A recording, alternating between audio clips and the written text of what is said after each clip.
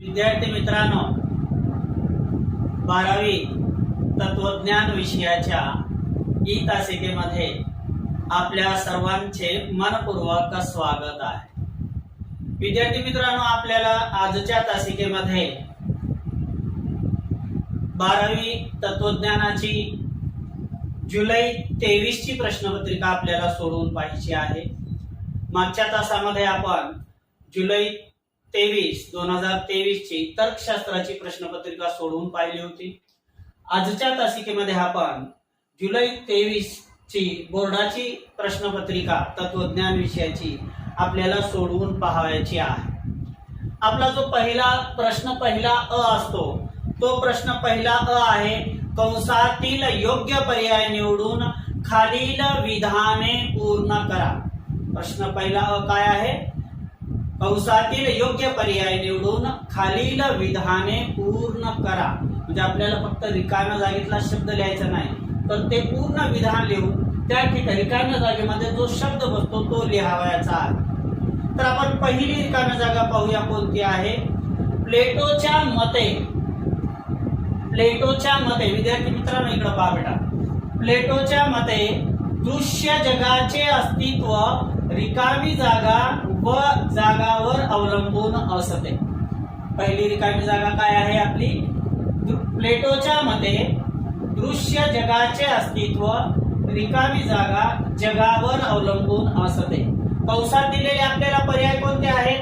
आकारांच्या, प्रतिबिंबांच्या आणि भौतिक वस्तूंच्या, हे 3 पर्याय आपल्याला दिलेले आहेत। आता प्लेटोने जी 2 जगाची कल्पना मांडलेली आहे, त्यामध्ये प्लेटोने दृश्य जगाचे अस्तित्व कशावर आधारित मानलेलं आहे, कशावर अवलंबून मानलेलं आहे सांगा बरं। तर प्लेटोने दृश्य जगाचे अस्तित्व आकारांच्या जगावर अवलंबून आहे असं मानलेलं आहे। हे कोणत्या प्रकरणावर आलेलं आहे? प्रकरण क्रमांक 1 वर आलेलं आहे का प्रकरण क्रमांक 2, 3, 4, 5, 6, 7? तर पहिली रिकामी जागा आपल्याला ही प्रकरण क्रमांक 1 वर आलेली आहे। त्यातला योग्य पर्याय आहे आपला तो आहे आकारांच्या। दुसरी रिकामी जागा आपण या ठिकाणी पाहूया। संगणकातील मुख्य घटक रिकामी जागा आहे। संगणकातील मुख्य घटक रिकामी जागा आहे। आपल्याला कंसात दिलेले पर्याय आहेत। पहिला पर्याय आहे कार्बन, दुसरा पर्याय आहे सिलिकॉन, तिसरा पर्याय आहे पोटॅशियम। तर या ठिकाणी विद्यार्थी मित्रांनो, आपला योग्य पर्याय जो आहे तो योग्य पर्याय आहे सिलिकॉन। योग्य पर्याय कोणता आहे आपला? सिलिकॉन आहे। संगणकातील मुख्य घटक सिलिकॉन आहे। सिलिकॉन या शब्दाला आपण डबल अधोरेखित करावायचा आहे। आणि हे कोणत्या प्रकरणावर आहे? तर दुसरी रिकामी जागा आपली प्रकरण क्रमांक 7 वर आलेली आहे। तिसरी रिकामी जागा पहा विद्यार्थी मित्रांनो। विज्ञानाच्या दृष्टीने रिकामी जागा हे जाणीवेचे अधिष्ठान आहे। विज्ञानाच्या दृष्टीने रिकामी जागा हे जाणीवेचे अधिष्ठान आहे। कंसात दिलेले आपल्याला पर्याय आहेत मन, मेंदू आणि भावना। तर या ठिकाणी योग्य पर्याय आहे मेंदू। मग विधान पूर्ण काय होईल विद्यार्थी मित्रांनो? की विज्ञानाच्या दृष्टीने मन हे जाणीवेचे अधिष्ठान आहे।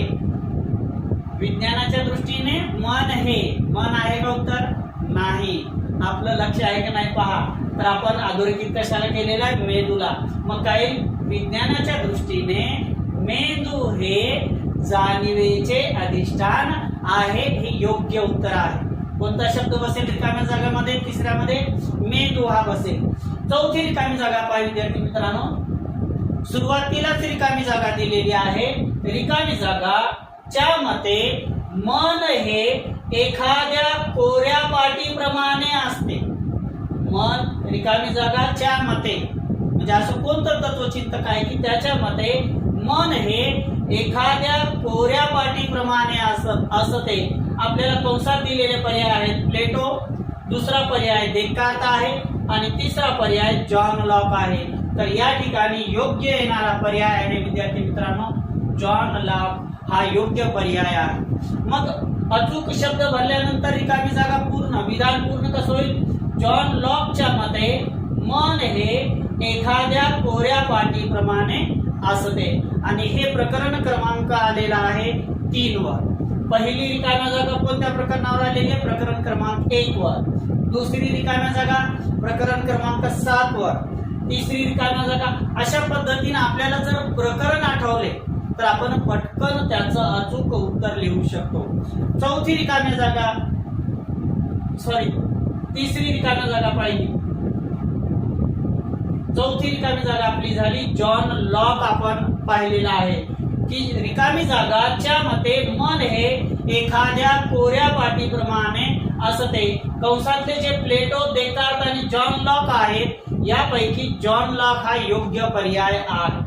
पाचवी रिकामी जागा पहा विद्यार्थी मित्रांनो. रिकामी जागा सौंदर्यानुभवाला निरपेक्ष आनंद देणारा अनुभव असे म्हणतो. म्हणजे असा कोणता तत्वचिंतक आहे की जो सौंदर्य अनुभवाला निरपेक्ष आनंद देणारा अनुभव म्हणतो? प्रकरण क्रमांक 6 मध्ये आहे. पर्याय काय दिलेले आहेत आपल्याला या पाचव्या रिकाम्या जागेसाठी? पहिला पर्याय ह्यूम दिलेला आहे, दुसरा पर्याय कांट दिलेला आहे आणि तिसरा पर्याय आपल्याला दिलेला आहे मिल दिलेला आहे. तर या ठिकाणी योग्य येणारा पर्याय आहे विद्यार्थी मित्रांनो कांट हा योग्य पर्याय आहे. मग योग्य पर्याय निवडून विधान पूर्ण कसं होईल विद्यार्थी मित्रांनो? कांट सौंदर्यानुभवाला निरपेक्ष आनंद देणारा अनुभव असे म्हणतो. अशा पद्धतीने पाचवी रिकामी जागा आहे. सहावी रिकामी जागा आपल्याला काय आलेली आहे? रिकामी जागा हे नास्तिक दर्शन आहे. कंसामध्ये दिलेले पर्याय कोणते आहेत? पहिला पर्याय आहे जैन, दुसरा पर्याय आहे सांख्य आणि तिसरा पर्याय आहे वेदांत.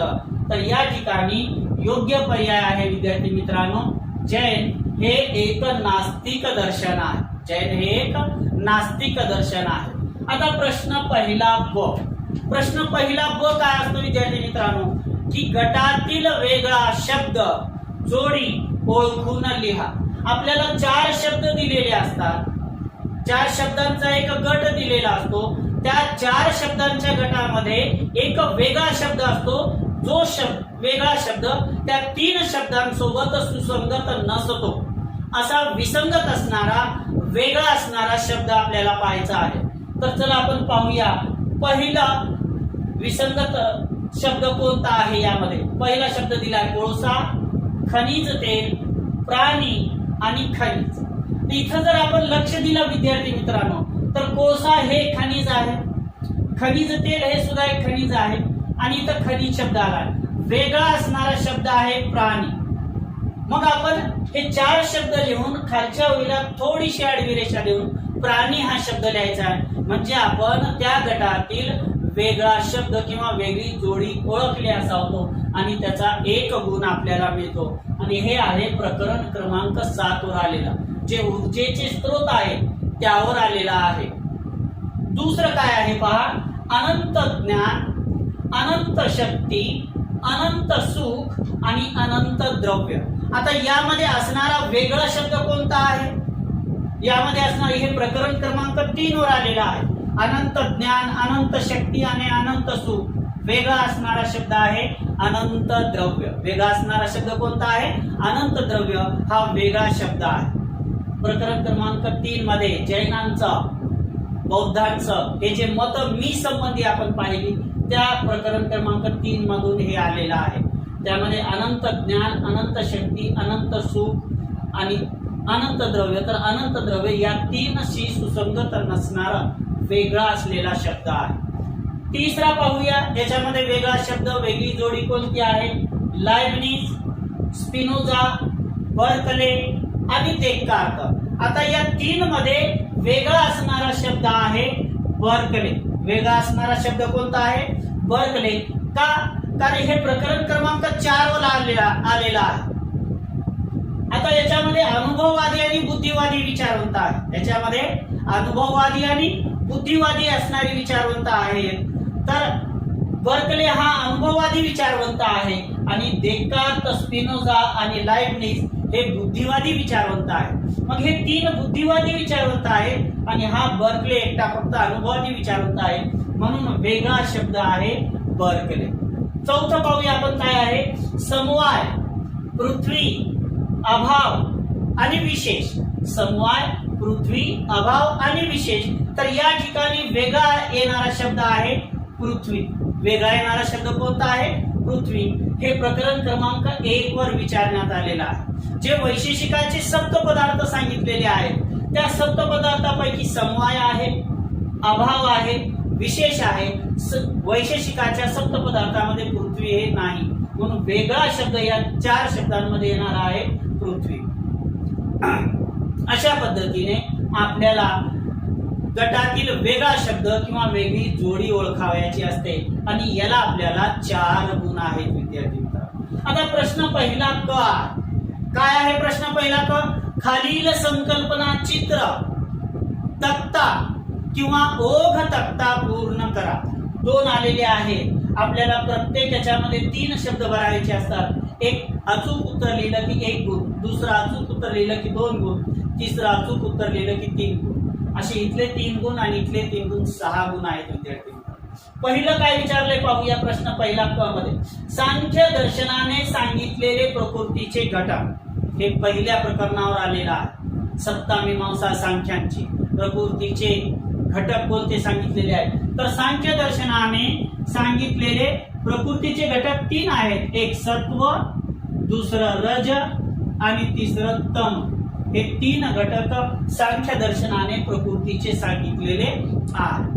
दुसरं काय सांगितलेलं आहे आपल्याला? अरिस्टॉटलच्या चतुर्विध कारणता सिद्धांतातील, अरिस्टॉटलच्या चतुर्विध कारणता सिद्धांतातील कारणाचे कोणतेही 3 प्रकार सांगा. कारणाचे कोणतेही 3 प्रकार सांगा. आता विद्यार्थी मित्रांनो, कारणाचे एकूण प्रकार अरिस्टॉटलने सांगितलेले किती आहेत? अगदी बरोबर आहे, 4 प्रकार सांगितलेले आहेत. त्यापैकी आपल्याला किती लिहिण्यासाठी सांगितलेले आहेत? 3 लिहिण्यासाठी सांगितले. पहिला आहे उपादान कारण. उपादान कारण आपण त्या 4 पैकी कोणतेही 3 लिहू शकतो. अगदी सुरुवातीचेच 3 लिहिले पाहिजे असं काही नाही. दुसरं आहे आकारिक कारण. दुसरं कोणतं आहे विद्यार्थी मित्रांनो? आकारिक कारण. उरलेले 2 कोणते आहेत? अंतिम कारण आणि निमित्त कारण. तर आपण या ठिकाणी तिसरं घेऊया, निमित्त कारण. निमित्त कारण. चौथंही कारण अरिस्टॉटलनं सांगितलेलं आहे, तो आहे अंतिम कारण. तो आहे अंतिम कारण. पण आपल्याला इथं विचारलेले 3 आहेत म्हणून आपण 3चाच उल्लेख करावयाचा आहे. अशा पद्धतीने प्रश्न पहिला अ, ब, क झाला. आता आपण प्रश्न पहिला ड पाहूया, ज्याच्यामध्ये आपल्याला तत्वज्ञानातील संज्ञा लिहावायच्या आहेत. आपल्याला ती व्याख्या दिलेली असते, पण ती व्याख्या कशाची आहे तो शब्द मात्र त्या ठिकाणी दिलेला नसतो.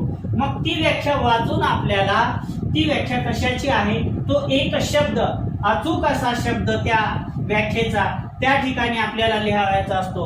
आणि एक संज्ञा आपण जर व्यवस्थित लिहिली, अचूकपणे लिहिली विद्यार्थी मित्रांनो, तर आपल्याला त्याचा एक अचूक गुण मिळून जातो. तर आता आपण पाहूया पहिलं विधान कोणतं विचारलेलं. प्रश्न पहिला ड मध्ये चैतन्य विशिष्ट देह एवं आत्मा. पहिला आहे पहा विद्यार्थी मित्रांनो, चैतन्य विशिष्ट देह एवं आत्मा. एवं आत्मा. आता हे लिहिल्या आपल्या लक्षात आलं पाहिजे, चैतन्य विशिष्ट देह हाच आत्मा आहे. कोणाचं मत आहे आपल्याला अगोदर लक्षात आलं पाहिजे. चैतन्य विशिष्ट देह या चार्वाकांच्या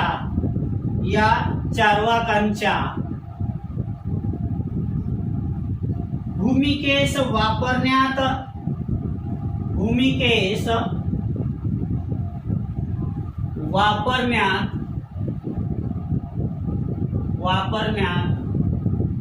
येणारी संज्ञा.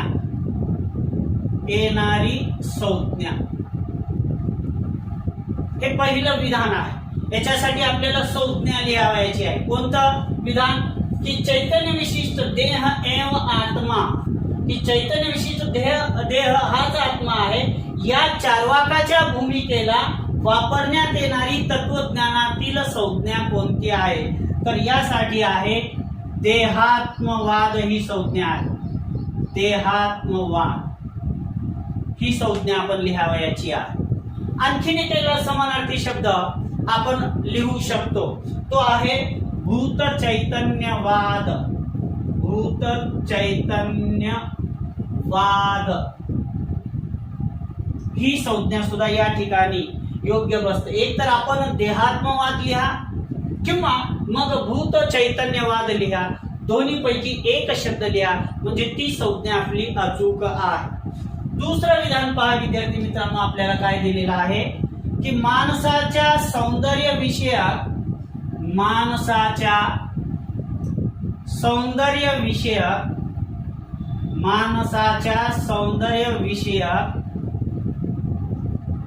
प्रगत जाणीवेमधून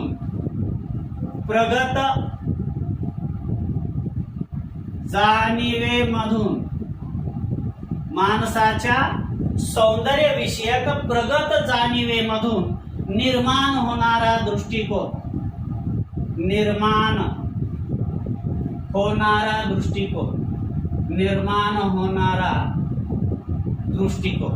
आता ही कशाची संज्ञा आहे विद्यार्थी मित्रांनो?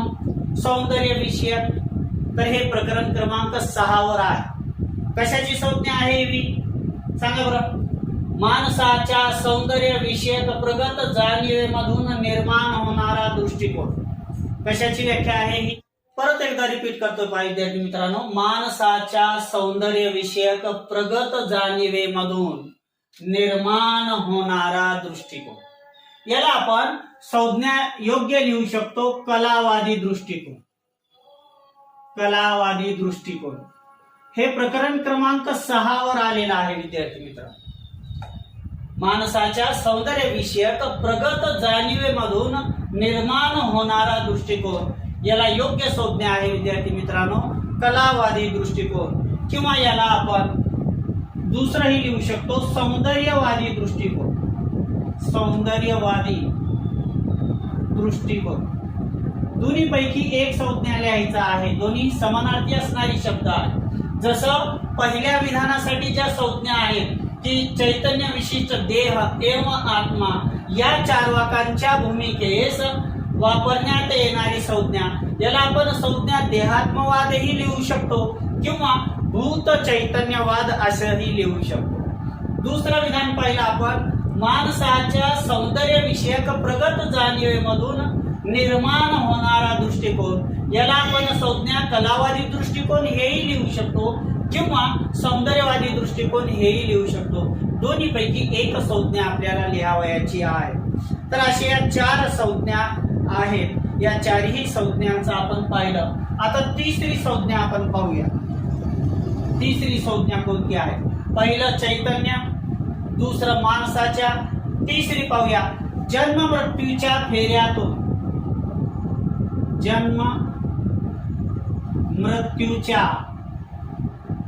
फेऱ्यातून मुक्त करणारा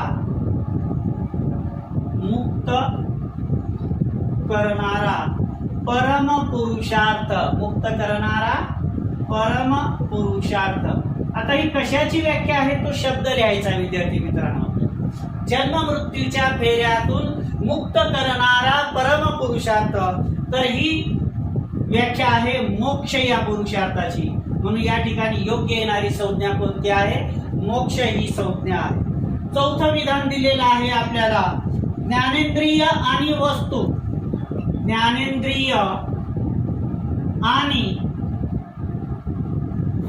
ज्ञानेंद्रिय आणि वस्तू यांच्या संपर्कातून होणारे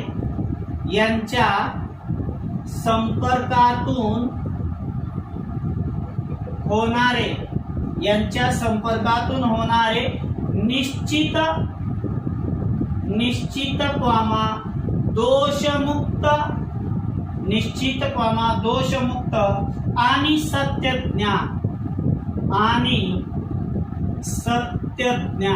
आता याच्यासाठी येणारी अचूक संज्ञा कोणती आहे विद्यार्थी मित्रांनो?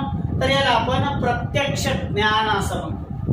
ही कशाची व्याख्या? प्रत्यक्ष ज्ञानाची. म्हणून या ठिकाणी येणारी योग्य संज्ञा कोणती आहे? प्रत्यक्ष ज्ञान. अशा पद्धतीने प्रश्न पहिला अ, ब, क आणि ड हे एकूण प्रश्न पहिला अ, ब, क, ड 20 गुणासाठी आहे आपल्याला. याचे 20 पैकी 20 गुण आपल्याला मिळतात. फक्त अचूक वस्तुनिष्ठ शब्द, वस्तुनिष्ठ उत्तर आपल्याला त्या ठिकाणी लिहावं लागतं. वस्तुनिष्ठ अचूक उत्तर लिहिलं तरच आपल्याला त्यासाठी असणारे पैकीच्या पैकी गुण आपल्याला मिळतात. आता प्रश्न दुसरा पहा काय आहे. खालील प्रश्नांची 20 ते 25 शब्दात उत्तरे लिहा. या ठिकाणी आपल्याला 7 प्रश्न दिलेले असतात. या 7 पैकी कोणतेही 5 प्रश्न आपल्याला सोडवायचे असतात. याला प्रत्येकी 2 गुण आहेत. मग ज्या प्रश्नाचं उत्तर व्यवस्थित लिहू शकतो ते आपण निवडायचे आहेत 7 पैकी 5. आता काही मुलं म्हणतात 20 ते 25 शब्द 4 ओळी लिहावं की 5 ओळी. आपण ओळी मोजण्यापेक्षा त्यासाठी अपेक्षित असणारं उत्तर त्या ठिकाणी आलं पाहिजे. आता आपण एक उदाहरण पाहू. पहिला प्रश्न इथं काय विचारलाय 5 जुलै 23 ला. जैव तंत्रज्ञान म्हणजे काय? आता या ठिकाणी आपल्याला जैव तंत्रज्ञानाची व्याख्या सांगायची आहे. मग ते किती ओळीत बसतं, 20 ओळीत बसतं का 25 ओळीत बसतं, आपोआप त्या ठिकाणी ते उत्तर येतं. जैव तंत्रज्ञान म्हणजे काय? त्याची व्याख्या काय? प्रकरण क्रमांक 7 मध्ये याची व्याख्या आलेली आहे. जीवशास्त्रीय तत्वे, प्रक्रिया, प्रणाली व जीव यांचा व्यवसायात वापर करणारे तंत्रज्ञान म्हणजे जैव तंत्रज्ञान असं आपण त्याला म्हणतो. आणि त्याचं एक उदाहरण आपल्याला त्या ठिकाणी द्यायचं आहे. एकंदरीत ते उत्तर आपलं अचूक आणि सटीक उत्तर होतं. दुसरा प्रश्न विचारलेला ऋण म्हणजे काय? आता ऋण याचा अर्थ कर्ज देणे, कर्ज किंवा देणे असा होतो. हे आपण पाहिलेलं आहे. 20 ते 25 शब्दात उत्तर लिहायचे. कलेचे मुख्य घटक सांगा. कलेचे मुख्य घटक सांगा. कलेचे मुख्य घटक आपल्याला सांगायचे कलाकार, कलाकृती, आस्वादक, रसिक असे प्रकरण क्रमांक 6 मध्ये जे कलेचे मुख्य घटक आहेत त्याचा उल्लेख या ठिकाणी आपल्याला करावयाचा आहे. त्याच्यानंतर चौथा प्रश्न आलेला आहे. परार्थानुमान म्हणजे काय? स्वार्थानुमान आणि परार्थानुमान हे 2 प्रकार आहेत. त्यापैकी आपल्याला या ठिकाणी परार्थानुमानाची व्याख्या लिहायची आहे. या सर्व प्रश्नांची उत्तर आपल्या नोट्स मध्ये आलेली आहे. की आपण जो निष्कर्ष काढलेला आहे तो दुसऱ्या व्यक्तीला सिद्ध करून दाखवण्यासाठी युक्तिवाद म्हणून ज्या अनुमानाचा आपण उपयोग करतो त्याला आपण परार्थानुमान असं म्हणतो. परार्थानुमानाची व्याख्या आणि एखादं उदाहरण आपल्याला त्या ठिकाणी द्यावयाचं असतं. त्यानंतर 5वा प्रश्न आलेला आहे. डेमोक्रिटसने सांगितलेली अणूची वैशिष्ट्ये सांगा. डेमोक्रिटस या पाश्चात्य तत्वचिंतकाने अणूची सांगितलेली वैशिष्ट्य की असंख्य अणू आहे, ते आकाराने लहान मोठे असतात, आकाशामध्ये भिरभिरत असतात, असे वेगवेगळी त्याची वैशिष्ट्ये आपल्याला द्यावायची आहे. 6वा प्रश्न आलेला आहे. विवर्तवाद म्हणजे काय? विवर्तवाद, सत्कार्यवाद, असत्कार्यवाद, परिणामवाद, विवर्तवाद याच्यातलं विवर्तवाद म्हणजे काय आपल्याला लिहायचं आहे. 7वा प्रश्न आहे. प्लेटोच्या मते शरीरात बद्ध असलेल्या आत्म्याचे भाग कोणते आहेत? प्लेटोच्या मते शरीरात बद्ध असलेल्या आत्म्याचे भाग कोणते आहेत? त्यासाठी आपल्याला बुद्धी, इच्छा, प्रेरणा, सहज प्रेरणा यांचा उल्लेख त्यामध्ये करावयाचा असतो. त्यानंतर प्रश्न 3रा आहे की खालील संज्ञांवर संक्षिप्त टिपा लिहा. खालील संज्ञांवर संक्षिप्त टिपा लिहा. आपल्याला 5 संज्ञा दिलेल्या असतात. 5 पैकी ज्या योग्य आपल्याला व्यवस्थित लिहिता येतात त्या 3ची निवड करायची आहे. तर पहिली संज्ञा विचारलेली आहे अँटिलेची. आता अँटिलेची काय आहे? अरिस्टॉटलच्या कारणता सिद्धांतात आलेली ही संज्ञा आहे. अँटिलेची चतुर्विध कारणता सिद्धांतामध्ये अरिस्टॉटलने अँटिलेचीचा उल्लेख केलेला आहे. याचं उत्तर आपल्या नोट्स मध्ये आहे. दुसरा प्रश्न आहे. जैन दर्शनाने केलेले जीवाचे वर्गीकरण. बद्ध जीव, मुक्त जीव, संसारिक जीव अशा पद्धतीने जैनाने जे जीवाचे प्रकार केलेले आहेत त्यांचा उल्लेख आपल्याला या ठिकाणी करावयाचा आहे. याचं उत्तरही आपल्या नोट्स मध्ये आहे. तिसरा प्रश्न आहे सत्यतेचा अन्वय किंवा अनुरूपता सिद्धांत. सत्यतेचा अन्वय किंवा अनुरूपता सिद्धांत. तर आपण विधान आणि वस्तुस्थिती यात जर अन्वय असेल, विधान व वस्तुस्थिती यात जर अनुरूपता असेल, तर ते विधान आणि त्या विधानातून मिळणारं ज्ञान सत्य असतं. अशा पद्धतीचं ज्ञानाच्या सत्यत्वासंबंधीचं जे उपपत्ती आहे, सिद्धांत आहे, त्याचं स्पष्टीकरण आपल्याला या ठिकाणी द्यावयाचं आहे. चौथी संज्ञा विचारलेली आहे धर्म पुरुषार्थ. धर्म, अर्थ, काम आणि मोक्ष या 4 पुरुषार्थापैकी आपल्याला इथं धर्म पुरुषार्थ विचारलेला आहे. पाचवा आहे संज्ञा कलेची उद्दिष्ट सांग. अशा या 5 संज्ञापैकी कोणतीही 3 आपल्याला लिहायची आहे आणि या 5ही संज्ञांचं अचूक आणि व्यवस्थित सटीक उत्तर आपल्या नोट्स मध्ये मी दिलेलं आहे. प्रश्न चौथा अ काय आहे पहा. खालील विधानांमध्ये फरक स्पष्ट करा. आपल्याला 4 दिलेले असतात, 4 पैकी कोणतेही आपल्याला 2 सोडवायची आहे. आता फरक लिहित असताना फरकाचे किमान 3 मुद्दे आपण लिहा. किमान 3, जास्तीत जास्त आपण कितीही लिहू शकता. पहिला फरक स्पष्ट करा. काय विचारलंय पहा. सत्कार्यवाद व असत्कार्यवाद. सत्कार्यवाद व असत्कार्यवाद. दुसरं विचारलेलं आहे उपयुक्ततावादी दृष्टिकोन व सौंदर्यवादी दृष्टिकोन. उपयुक्ततावादी दृष्टिकोन व सौंदर्यवादी दृष्टिकोन. तिसरा आहे अनुभववाद व बुद्धिवाद. अनुभववाद व बुद्धिवाद. चौथा आहे बौद्धांचा स्वविषयक दृष्टिकोन व अद्वैत वेदांताचा स्वविषयक दृष्टिकोन. या 4ही फरक स्पष्टकरांचा अधिक अचूक उत्तर आपल्या नोट्स मध्ये मी आपल्याला दिलेलं आहे. त्यातील किमान कमीत कमी 3 मुद्दे एका फरक स्पष्टकराचे आपण लिहिलेच पाहिजे. प्रश्न चौथा व काय आहे विद्यार्थी मित्रांनो, की खालील विधाने सत्य की असत्य ते सकारण सांगा. आपल्याला ते विधान सत्य आहे का असत्य आहे हेही सांगायचंय आणि ते विधान सत्य असेल तर त्याचं कारण द्यायचंय आणि जर ते विधान असत्य असेल तर त्याचं कारण द्यायचं आहे.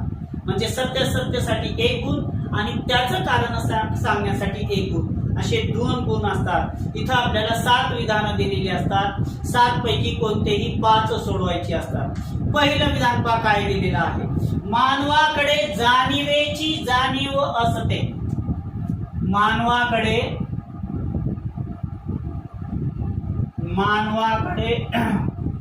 जाणीवेची जाणीव असते. जाणीवेची जाणीव असते. आता हे विधान सत्य आहे का असत्य आहे आपल्याला सांगायचं विद्यार्थी मित्रांनो. तर हे विधान सत्य आहे. हे विधान काय आहे? सत्य आहे. इथं आपलं उत्तर संपत नाही. तर हे विधान सत्य का आहे याचं कारणही आपल्याला 1 ओळीमध्ये द्यायचं असतं. तर मानवाकडे संवेदनांचा अनुभव असतो. मानवाकडे संवेदनांचा अनुभव असतो. मानव विचार करतो म्हणून मानवाकडे जाणीवेची जाणीव असते. असं कारण आपल्याला द्यावं लागेल. दुसरं विधान काय दिलेलं आहे पहा. चार्वाक जडवादी आहे. चार्वाक जडवादी आहे. चार्वाक जडवादी आहे. आता हे विधान सत्य आहे का असत्य आहे विद्यार्थी मित्रांनो? तर हे विधान सत्य आहे. आता याचं कारणही आपल्याला एका ओळीमध्ये द्यावं लागेल की चार्वाकांनी विश्वाची निर्मिती पृथ्वी, जल, अग्नी आणि वायू या 4 भौतिक घटकांपासून झालेली आहे. म्हणजे जडापासून झालेली आहे असे मत मांडलेलं आहे. म्हणून चार्वाक काय आहेत? जडवादी आहेत. हे कारण आपल्याला या ठिकाणी लिहावं लागेल. तिसरं विधान पहा. ह्यूमच्या मते सौंदर्य हे व्यक्तिनिष्ठ असते. ह्यूमच्या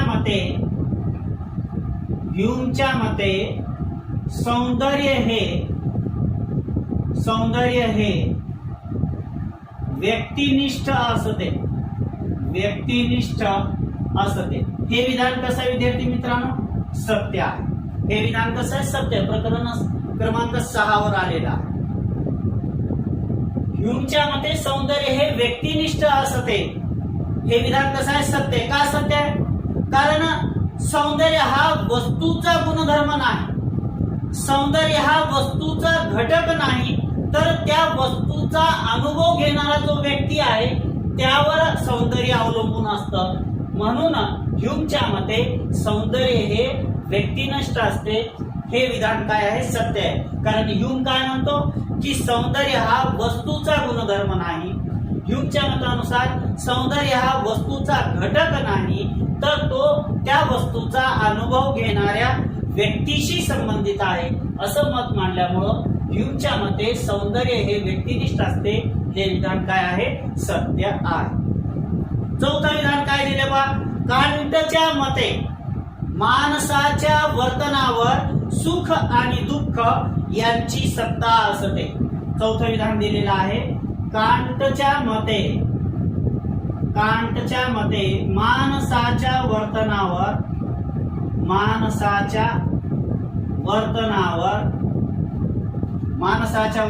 सुख आणि दुःख यांची सत्ता असते. सुख आणि दुःख यांची सत्ता असते. आता हे विधान कसं आहे विद्यार्थी मित्रांनो? हे विधान असत्य आहे. हे विधान काय आहे? असत्य आहे. का असत्य आहे? कारण हे मत कांटचं नाहीये. कोणतं मत? की माणसाच्या वर्तनावर सुख आणि दुःख यांची सत्ता असते. हे मत कांटचं नाही. मग हे मत कोणाचं आहे विद्यार्थी मित्रांनो? तर हे मत बेंथ्यांचं आहे. कोणाचं आहे? बेंथ्यांचं आहे. म्हणून याला काय म्हणाल की कांटच्या मते माणसाच्या वर्तनावर सुख आणि दुःख यांची सत्ता असते. हे विधान असत्य आहे. कारण बेंथ्यांच्या मते माणसाच्या वर्तनावर सुख आणि दुःख यांची सत्ता असते. अशा पद्धतीने आता पाचवं विधान पहा. या ठिकाणी पाचवं विधान पाहूया आपण. अरिस्टॉटलच्या मते कार्यकारण संबंधात अनिवार्यता नसते. अरिस्टॉटलच्या मते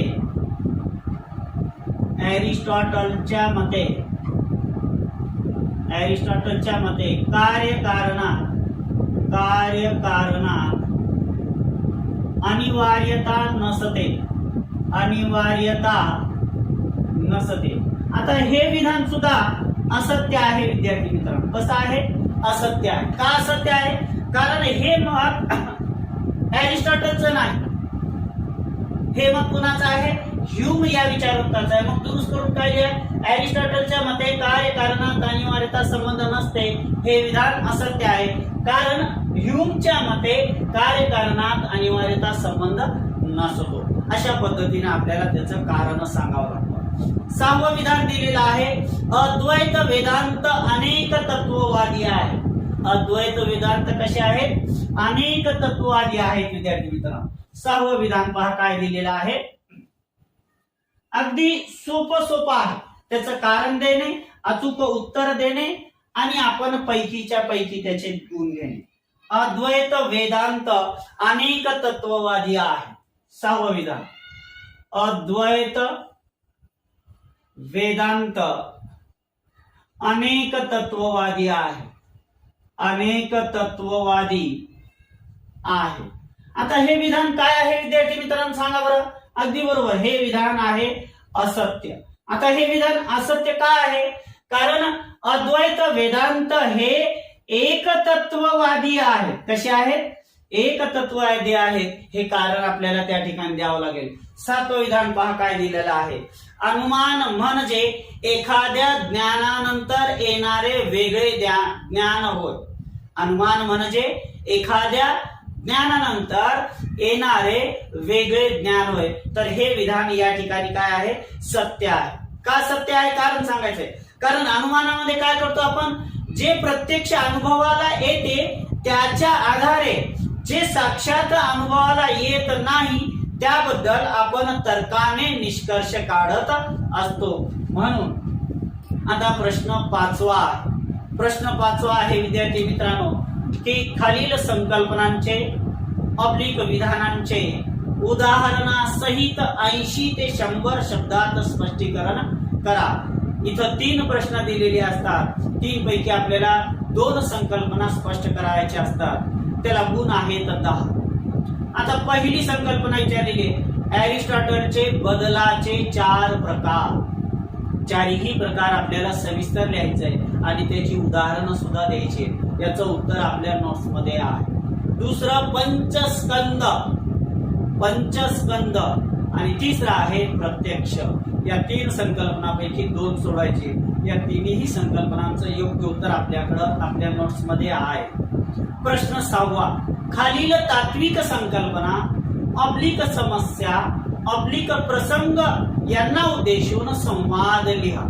आपल्याला 2 विषय दिलेले असतात संवादासाठी. 2 पैकी कोणत्याही एका विषयावर आपल्याला संवाद लिहावयाचा असतो.